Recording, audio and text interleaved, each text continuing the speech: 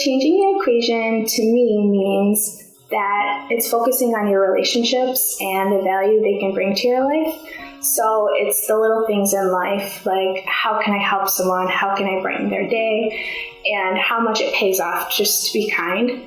I feel millennials so often forget that just lending a helping hand makes a huge improvement on your life, because you're helping others, and in turn, they're going to want to help you, and it's not a bad thing to ask for help. So I feel like the realities of yourself and others have really improved how I go about my daily life and how much I invest into people. It's really taught me that it's the little things that matter in life, and if you just bring kindness, then people will want to be around you, and good things will come from that. So, as a millennial, I had a really hard time envisioning where I wanted to be.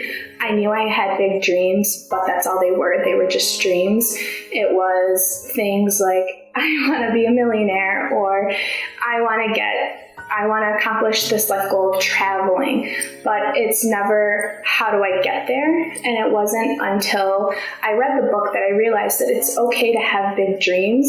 It's just a matter of creating steps to get there. So it's okay to have these great big dreams, and it's okay to have small dreams, but it's a matter of how do I get there, and that's what really started to spark my interest when I started reading the book, is that it teaches you that as long as you create an action plan, or you just have some sort of steps to get there, it's completely reachable to get to your big dreams. Personal leadership to me is leading by example each and every day. So the way that you touch others is by being who you say you want others to be. So if you feel that people should be kind, and you feel that people should stick to their values, or they should work hard and do what they say they're going to do, you have to do that yourself. So personal leadership is not only taking control of your life, but how you lead your life. Others will only follow what you're doing because you're doing it so well. So if you do the right things in line, things will align to your life. Good things will come from that, and people will see that and want to follow. So personal leadership to me is just doing what you believe in. Millennials often run into difficulties leading by example, because so often the only leaders we have in our life are people generations ahead of us. We don't know how to live the same lifestyle as them, so we don't have leaders to really look up to sometimes. And I feel that a lot of the leaders we look up to are reality TV stars, or people that are just in movies, and it's not people in your everyday life who are just everyday people. And sometimes we often look at social media as a platform to kind of benchmark our life to. So you see someone with a perfect lifestyle, and that's what you want. But so often we lose the value of vulnerability and just the ability to have those intimate conversations with people. And I feel that personal leadership is getting to know those people.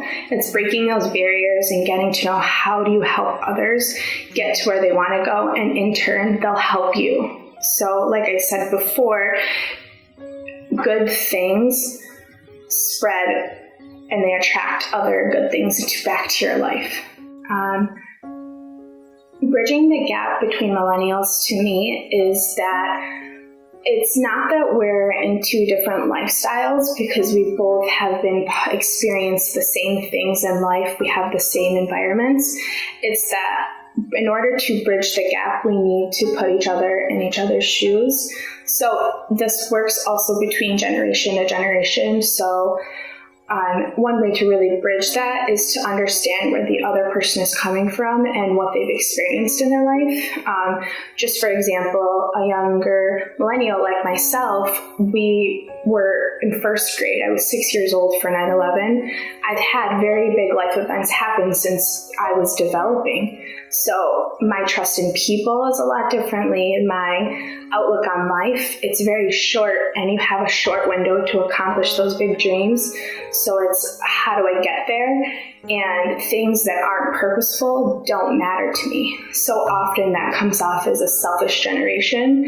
And I think that the older millennials are still in that driven mode of hard work and dedication, and that's absolutely important in life, but it's also short. So how do we, I guess, to bridge that gap is younger millennials need to learn how to work harder to get to be purposeful, but also older millennials need to realize that your 9-to-5 job is not all that matters in life, is that there's other things that matter also. So how do you help each other see each other's point of view? And I think that middle ground is where we really break that barrier. Younger millennials have this stereotype that all we want to do is social media, talk to our friends, text, and all we want to do is relax and wear jeans and be casual.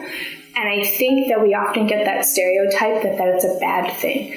To us, again, you have to see it from their point of view, is that's their lifestyle, that's a new lifestyle. People, younger generations don't want to be wearing suits, they don't want that stuffiness, because again, life is so short, and to them, what I think the real message they need to get through is that it's okay to live that comfortable lifestyle, but hard work is what really matters. You're only going to get to the next step by working hard and being determined and persevering through any obstacles that get to you. So even though the little things that matter in life are big things, if you put them all together, a little thing like clothing and what you're wearing is so small in the perspective of the bigger future. So I think a big part of the book, it talks about the realities of yourself and the realities of others.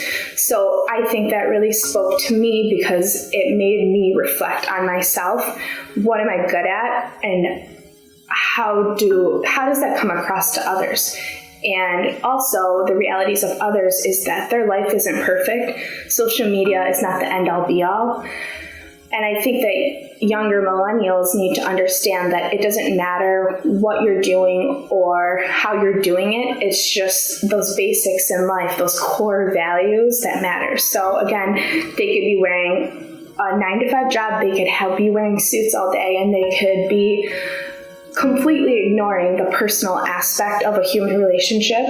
But again, the younger generations could be wearing jeans and still ignoring that. So it's not necessarily what they're wearing or how they're spending their time on social media. It's basics of how do we just act like human beings.